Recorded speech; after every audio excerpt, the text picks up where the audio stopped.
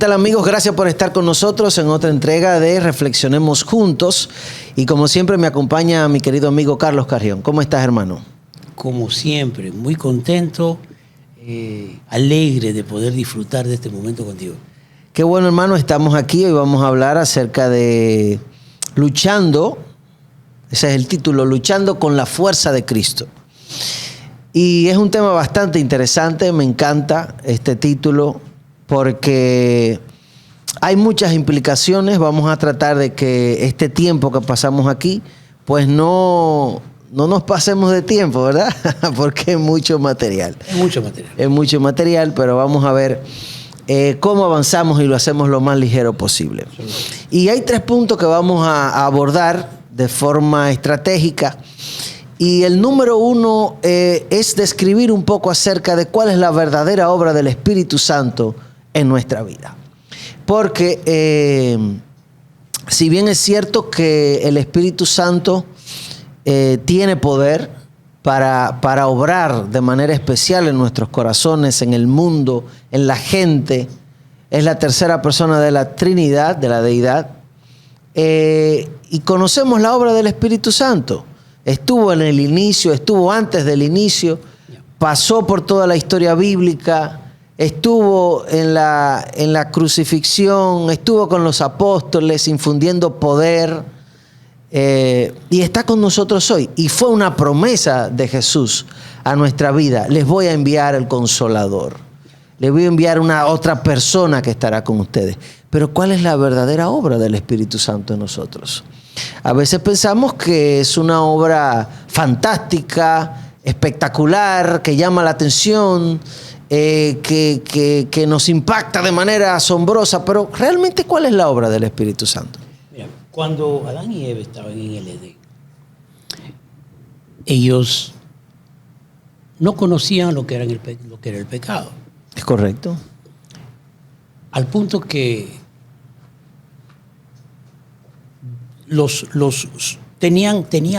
brillaban, glorificaban a Dios, no solamente física, pero también espiritual. ¿Por qué? Porque el Espíritu de Dios vivía en ellos. ¿Qué es el Espíritu de Dios? ¿Qué es el Espíritu Santo, básicamente? El Espíritu Santo es el que te conduce. El Espíritu Santo es el que te ayuda a manejar tu libre albedrío. El Espíritu Santo es el que le decía a ellos: mire, todo tuvo un comienzo. Existen peligros que ustedes van a enfrentar. Cuando fueron educados con respecto al árbol del conocimiento, fueron bien. Cuando nosotros escuchamos ese relato, tenemos que darnos cuenta qué es lo que sucedió. Es el Espíritu Santo el que les está diciendo: miren, esto es lo que va a pasar, no lo hagan. Es esa labor que el Espíritu Santo hace en cada uno de nosotros. Nos va guiando, nos va alumbrando, nos va mostrando senderos que debemos evitar. Dice el texto bíblico: y el Espíritu de verdad os guiará a toda verdad. A toda verdad. Pero el Espíritu Santo toma la decisión por nosotros. Y ahí está el detalle, ahí está el detalle. Si toma nuestra... Porque debo decirle, por creencia bíblica entiendo que cuando una vez soy bautizado, el Espíritu Santo viene a mi vida. Exacto. ¿Verdad? Pero ese que el Espíritu Santo entra en mi vida, ¿implica que Él tomará las decisiones de ahí en adelante? Absolutamente no. O sea, lo que sucede es que nosotros nunca perdemos la capacidad de poder decidir por nosotros mismos. Jesús estaba lleno del Espíritu Santo, pero tuvo que decidir morir por nosotros. No fue el Espíritu Santo el que forzó la decisión de Dios. No somos, digamos, coaccionados por el Espíritu Santo y evitando que nosotros no ejerzamos nuestro propio libre albedrío. El libre albedrío es nuestra decisión. No importa si estás lleno del Espíritu Santo o no, tu espíritu, tu capacidad de decidir es intacta. ¿Y qué pasa entonces con esta obra del Espíritu Santo cuando yo me postro y le digo, Señor, cámbiame todas estas inconductas que yo tengo, estas debilidades de carácter, estos malos hábitos? Cuando yo me pare de este rincón de oración, va a desaparecer todas esas flaquezas y voy a ser un hombre nuevo totalmente. En realidad eres un hombre nuevo, porque tienes la intención. Pero entonces ahí está la otra parte que tú tienes que hacer. Tú tienes que esforzarte por conocer qué es lo que tú tienes que hacer. Tú no puedes esperar de que el Señor viva tu vida, que tome tus decisiones, que haga lo que tú tienes que hacer. Vamos a ponernos el ejemplo del universitario que tiene un examen. Correcto. Y no estudió. Bueno. Y le ora al Señor y le dice, Señor, tome el control de mi examen. No estudié. Y llega el examen y ¿qué pasa? O sea, y ese es el dilema que nosotros tenemos. El concepto de que cuando nosotros nos entregamos a Cristo, cuando nosotros dejamos que Cristo vive en nosotros, porque lo dice el mismo apóstol, y vivo no ya yo, mas Cristo vive en mí. ¿Puede Cristo vivir en ti? Sí, a través del Espíritu Santo. Y entonces ahí pasamos de una vez, aprovechamos para pasar al segundo punto de esta conversación. ¿Cuál es la colaboración, la alianza divino-humana? ¿En qué consiste esta alianza? Ya conocemos la parte del Espíritu Santo como la hemos hablado aquí. Te guía, te consuela, te aconseja, te muestra la verdad. Pero ¿cuál es la parte del ser humano? La parte del ser humano es la obediencia. La obediencia. La obediencia. O sea, no hay otro detalle que la obediencia. Conocer cuál es la voluntad de Dios y ser obediente. Exacto. Y esforzarnos por ser obedientes. Esforzarnos por ser obedientes. Teniendo en cuenta que no es la obediencia lo que nos acerca a Dios. No es la obediencia. Es el trabajo del Espíritu Santo en nosotros lo que nos acerca a Dios. Es Cristo mismo. O sea, su justicia es la que nos lleva a Dios. No es la obediencia. La obediencia es simplemente un reflejo del reconocimiento de hacer la voluntad de Dios. Y realmente nosotros seguimos teniendo dos naturalezas luchando dentro de nosotros. Definitivamente. La naturaleza humana y la naturaleza espiritual. Mientras más alimentamos la parte espiritual, pues más fuerte nos hacemos espiritualmente.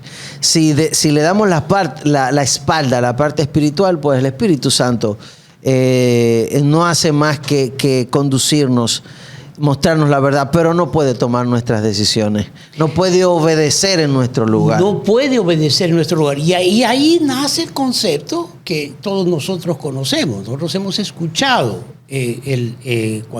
cuando la Biblia dice, sed pues perfectos como vuestro Padre que está en los cielos es perfecto. O sea, ¿podemos alcanzar la perfección? Claro que sí. Que es un mandato. Y el hecho de que sea un mandato nos deja ver que el Espíritu Santo no lo va a hacer por arte de magia. No lo va a hacer. Es un mandato a nosotros de que seamos perfectos. Y ahí pasamos al tercer punto de esta reflexión, a que perseveremos. Mira, ¿en qué consiste esto de perseverar? Mira qué interesante, porque ese es el punto más importante de este detalle, porque dice, y el que guarda mis mandamientos permanece en Dios y Dios en él. Y en esto sabemos que esto permanece en nosotros por el Espíritu Santo que nos ha sido dado. O sea, permanece. O sea, eso significa de que el Espíritu Santo no está permanentemente, permanece temporal. Hay un momento en que se aparta. ¿Cuándo se aparta? Cuando tú dejas de hacer la voluntad de Dios. Dicho sea de paso, viene el concepto de quién es un hijo de Dios. En la Biblia está el concepto de quién es un hijo de Dios. Y dice, el hijo de Dios es aquel que hace mi voluntad. Y cuando yo dejo de hacer la voluntad de Dios, dejo de ser hijo de Dios. No es que yo soy un hijo de Dios, punto. Ya, yo soy un hijo de Dios. Espérate, si tú no estás haciendo su voluntad, tú dejaste de ser el hijo de Dios, porque eso es lo que dice la Biblia. Quien hace mi voluntad es mi hijo. Sí, y no queremos ser... a veces siempre tenemos conflictos con estos conceptos de ser hijos de Dios o no ser hijos de Dios. Sí. El tema es que real y efectivamente la obediencia tenemos que ejercerla. Tenemos que ejercerla. Porque la justificación no es más que ese decreto divino que te permite de ser pecador, de ser una persona no apta para el cielo, a ser apto para el cielo.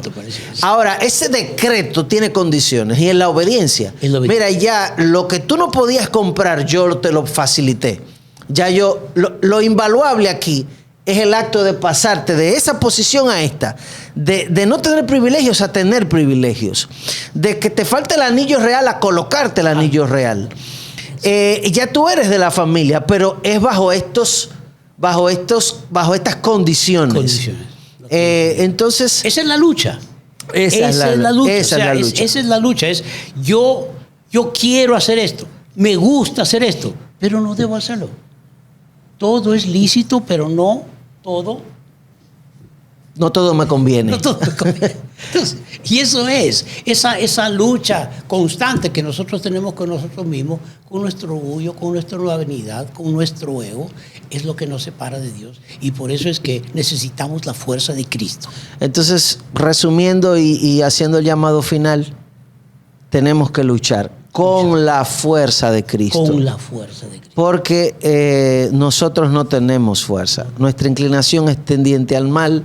Somos nacidos en este mundo con muchas debilidades, todos nosotros que estamos aquí en este espacio, tenemos múltiples defectos, muchas debilidades de carácter, que luchamos día a día con la fuerza de Cristo para parecernos específicamente a Él, porque ese es el llamado del Señor. Dice que a los que llamó los predestinó para que sean semejantes a su Hijo Jesucristo.